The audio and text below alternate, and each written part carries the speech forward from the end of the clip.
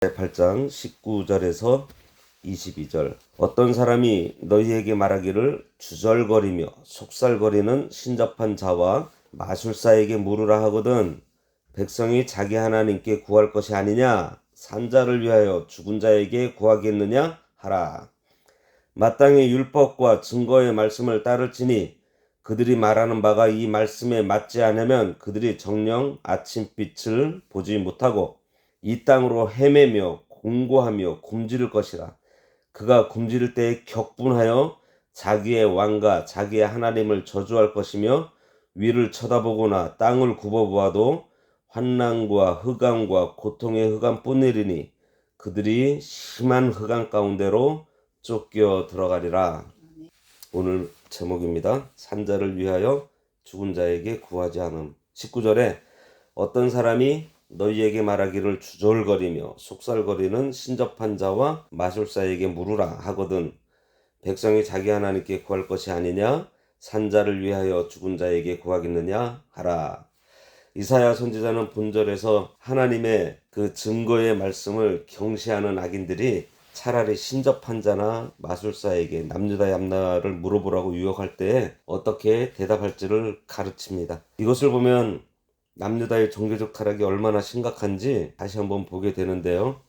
그들이 위기에 처할 때마다 신접한 자와 마술사를 찾은 것은 하나님을 전적으로 의뢰하지 못하는 그들의 불신앙이 얼마나 깊은지 잘 보여주고 있습니다. 하나님의 백성들이라고 하면서 하나님의 증거의 말씀은 듣지 않고 무시하다 보니 자기의 호기심을 만족시키려고 앞날이 어떤지 알아볼까? 올해 신수가 어떠지? 하며 신접한 자를 찾았다는 것입니다. 신접한 자는 죽은 자의 귀신이 들렸다고 흔히들 말하는데 심지어 죽은 애기, 삼촌, 고모, 할아버지의 귀신이 씌었다고 얘기를 해요. 사실 이것은 죽은 자의 귀신이 쓰인 것이 아닙니다. 마귀가 하는 짓이지 죽은 자가 어찌 산자의 일을 가르쳐 줄 수 있겠어요. 시어머니 귀신이 쓰여서 어쩌고 저쩌고 하면서 그 집에 가면은 용하다 하는 것은 모두 거짓말이에요. 죽은 영이 어찌 산영을 가르쳐 줄 수 있어요. 산영도 산영을 가르쳐 주지 못하는데 영은 육신의 죽음과 함께 바로 천국과 지옥으로 갑니다. 성경에도 거지 나사로와 부자 이야기를 통해서도 알려주고 있어요. 당시에 어찌나 환란이 심하고 어려웠던지 그들이 신접한 자와 마술사를 찾아다닌 것 같아요.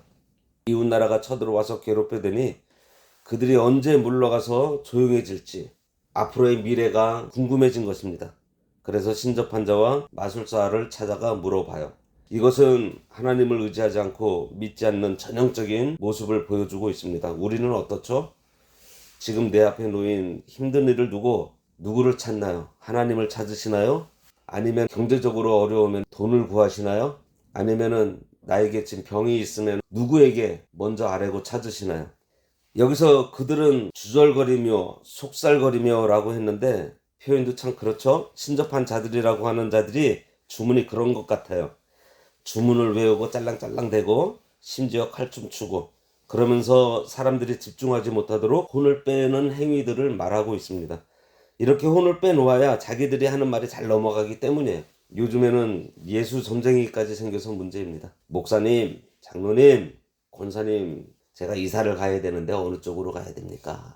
가긴 어딜 가요? 좀 싸고 교회 가까운 데로 가면 되지. 안 그렇습니까? 제가 사업을 하려는데 쌀 장사를 할까요? 치킨 장사를 할까요? 떡볶이 장사를 할까요? 내가 누구랑 결혼을 해야 될까요? 말아야 될까요? 참 예수 믿는다고 하면서 내 미래에 대해서 알려고 하는 사람들이 많이 있어요. 성경책을 옆에 끼고서 신접한 자를 찾아다니듯이 교회에 다니는 것, 그런 것들을 말하고 있습니다. 그런 것들은 교회에 오지 않아도 천지에 깔려 있어요. 왜 그거를 성경책을 끼고서 하냐 이거예요. 또 어떤 자들은 마술사에게 물으라고 하는데 사실 마술은 다 속임수입니다. 우리 눈을 다 속이고서 하는 것인데 그렇게 어리석어진 거예요. 백성이 자기 하나님께 구할 것이 아니냐. 신접한 자 마술사들 찾아다니지 말고. 이 말은 앞날을 신접한 자나 마술사 찾아다니며 알려고 하지 말고 현재 문제가 있으면은 하나님 앞에 나와 간구해야 될 것 아니냐 그 말입니다. 앞부분에 있는 악인들의 유혹에 대한 하나님의 백성들이 해야 할 답변의 구체적인 내용으로 신접한 자와 마술사는 죽은 신과 죽은 자를 의지하며 그들과 통하는 자들인데 어찌 산 자의 문제를 죽은 것들을 의지하는 자들에게 물어볼 수 있느냐, 그 말입니다. 오직 살아계신 하나님, 자기 백성들에게 역사하시는 그 하나님만 구하는 것이 하나님의 백성으로서의 마땅한 도리인데 왜 엉뚱한 것을 찾아다니냐 이거예요. 이것은 남유다가 지금 하나님 외에 의지하고 있는 모든 것은 죽은 것들에 불과하니 그것들 어서 버리고 살아계신 하나님께로 돌아오라는 메시지를 담고 있는 것입니다. 앞날은 하나님 앞에 맡기고 한날의 괴로움이 족한 줄로 알고 자기에게 맡겨진 일에 최선을 다하며 살아가는 것이 바로 신앙생활이에요. 성도는 오늘 주어진 한날의 문제를 모두 하나님 앞에 맡기고 간구하면서 나에게 맡겨진 일에 열심을 다해 일하고 살아야 합니다. 말씀을 쫓는 길은 앞날에 대한 호기심을 버리고 현재 자기에게 맡겨진 모든 일에 충실한 거예요. 산 자를 위하여 죽은 자에게 구하겠느냐 하라. 하나님을 멸시한 사울왕도 이런 짓을 했습니다. 이 멸시라는 단어가요, 그 원어에 보면 가볍다라는 의미가 있습니다. 하나님을 가볍게 여긴 거예요. 이 사울이 사무엘을 불러 올리라고 했는데 그때 올라왔다는 것이 사무엘의 영이 아니죠.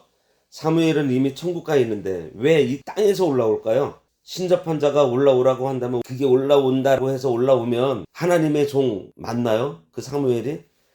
그때 신접한 자의 입을 빌려서 사무엘이 한 그 말은 사무엘이 한 말이 아니에요. 마귀가 사울을 실망시키려고 한 말입니다. 전도서 7장 14절에 보면요, 형통한 날에는 기뻐하고 공고한 날에는 생각하라.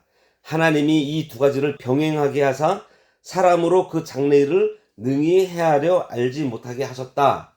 이렇게 말씀하고 있습니다. 어느 인생이든지 계속해서 형통하지 못해요.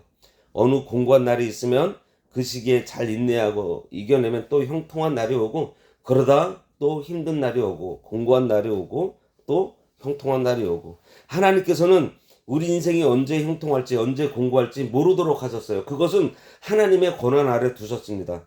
장래는 하나님께 맡기고 하나님 의지하며 살라고 모르게 하셨는데 신접한 자를 찾아가 장래를 알려달라 하고 죽은 자에게서 거짓된 것을 듣고는 스스로 고통당하는 자들이 있다는 거예요. 20절에 보면 마땅히 율법과 증거의 말씀을 따를지니 그들이 말하는 바가 이 말씀에 맞지 아니하면 그들이 정녕 아침빛을 보지 못하고, 자, 신접한 자와 마술사를 따르는 어리석은 자들과 달리 하나님의 백성들의 유일한 삶의 규범은 바로 말씀이라는 것을 명확히 하고 있어요. 그러니 하나님의 뜻인 율법과 증거의 말씀을 따라 살라는 권면입니다. 성도는 성경만 따라가야 돼요. 그런데 그들이 말하는 바가 이 말씀에 맞지 않으면 그들이 정녕 아침빛을 보지 못한다고 했습니다. 아침빛 보지 못한다는 얘기가 뭐죠? 죽는다는 얘기예요. 하나님께서는 이사야 선지자에게 예언한 당신의 그 말씀만이 정확하고 무오하고 유일한 계시이기 때문에 만약 신접한 자와 마술사가 그 예언의 말씀에 맞지 않게 예언한다면 반드시 죽을 거라는 거예요. 얘는 남유다의 심판 그리고 남유다의 회복에 대한 이사야의 예언이 확실하다는 것을 보증하는 말입니다. 다시 말하면 그들이 백성들 듣기 좋으라고 다르게 예언한다. 그러면 하나님의 심판은 반드시 그들에게 임하게 돼서 그들을 멸하실 거라는 확언인 거예요. 21절에 이 땅으로 헤매며 공고하며 굶주릴 것이라. 그가 굶주릴 때 격분하여 자기의 왕과 자기의 하나님을 저주할 것이며 위를 쳐다보거나. 20절에 이어 계속되는 하나님의 말씀과 다른 예언을 하는 신접한 자와 마술사에 대한 징벌의 말씀으로 보다 구체적으로 지금 묘사하고 있어요. 그들이 황폐해진 땅을 헤매고 공고하며 굶주리는 고통을 당하게 될 것이라고 경고하고 있습니다. 무엇을 위해 살아야 할지 모르는 방향 없는 인생이 되어버린 거예요. 목표 없는 인생이 되어서 헤매며 사는 사람들이 얼마나 불쌍한가요. 거기다가 공고하며 굶주릴 것이라고 했습니다. 그런데 또 굶주릴 때 격분한다 그랬어요. 이 격분한다는 것은요, 너무 화가 나서 가만히 있지 못하고 부들부들 떠는 것을 말합니다. 이것은 헛된 욕심이 가득 차서 날뛰는 것을 말해요. 무슨 말인가 하니 앞날을 알려는 자는 허욕이 가득 찬 사람으로 자기의 헛된 욕심대로 이루어지는 것이 도무지 없어요. 그러니 마음이 막 뒤집혀서 혼미한 자리로 떨어져 버리게 된다는 것입니다. 이렇게 격분하다 보니 성질이 나서 자기의 왕과 자기 하나님을 저주할 것이며 위를 쳐다보거나 한다고 합니다. 참 한심하죠. 이스라엘에게 하나님께로 돌아오라고 할 때는 돌아오지 않고 오히려 신접한 자에게 묻고 마술사를 따라가요. 그들에게 묻습니다. 그런데 그들이 하는 말대로 안 되잖아요. 그러고서 곤욕을 당하고서는 그때 와서 하나님이 왜 나를 이 지경으로 만들었냐고 하며 저주와 원망을 한다는 것입니다. 이런 사람들은 자기 스스로 엉뚱한 길로 가놓고 원망은 하나님께 하는 거예요. 여기서 우리가 원망에 대해서 한번 생각해 봐야 되겠는데요. 사실 우리가 살면서 하나님께 직접 원망하는 적 별로 없다고 생각합니다. 그러나 우리가 날마다 하나님을 얼마나 원망하고 사는지 아세요?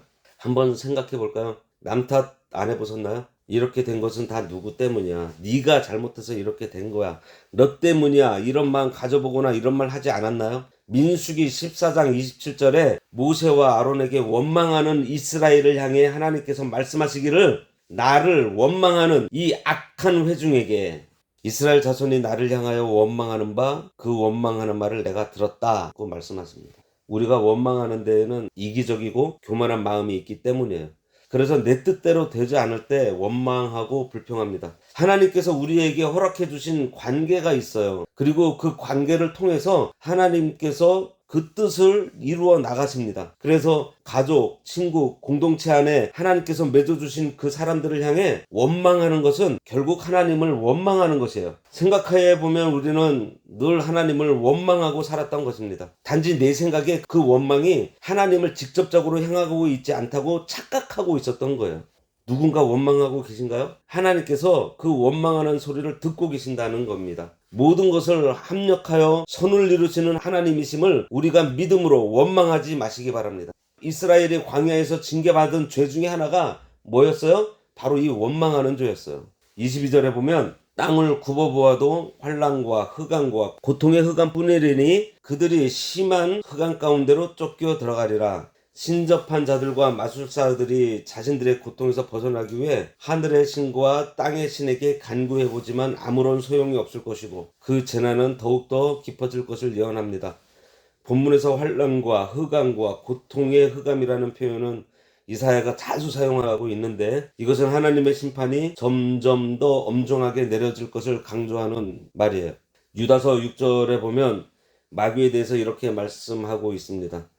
또 자기 지위를 지키지 아니하고 자기 처소를 떠난 천사들을 마귀죠. 큰 날의 심판까지 영원한 결박으로 흑암에 가두셨으며 라고 했습니다. 마귀가 선한 길로 가지 못하고 악한 길로만 갔기 때문에 흑암에 갇혀버린 거예요. 이처럼 하나님의 말씀을 쫓지 않으면 마음이 점점 굳어져서 빛으로 가는 길은 막혀버리고 흑암 가운데 갇혀 혼미하며 고통당하게 될 것을 말씀하고 있습니다. 그리고 이 말씀은 이제 실제로 아수르의 침입으로 남유다가 황폐하게 되고 후에 바벨론의 침입으로 처참하게 망하게 됨으로써 성취가 됩니다. 그런데요, 하나님 찾지 않고 신접한 자, 마술사 찾고 자기 욕심대로 되지 않으니 하나님 원망함으로 해서 환난과 흑암과 고통의 흑암 가운데로 쫓겨나더라도 구원의 길이 있다는 것을 9장에서 알려주면서 임마누엘의 하나님, 예수 그리스도에 대한 예언을 해주십니다. 기도하겠습니다. 하나님 아버지, 참 죽은 자를 불러 산자를 묻는다는 그 어리석은 저희들, 이 세상 살아가는 가운데 저희 유다 백성들과 같이 어리석은 자리에 빠지지 않도록 하여 주시옵소서. 힘들고 어려울 때 하나님을 찾아야 되는데 우리 스스로 자기 나름대로의 방법을 찾고 그러다 또 안 되면 우리 스스로 잘못해놓고 하나님 원망하는 경우가 너무나 많았습니다.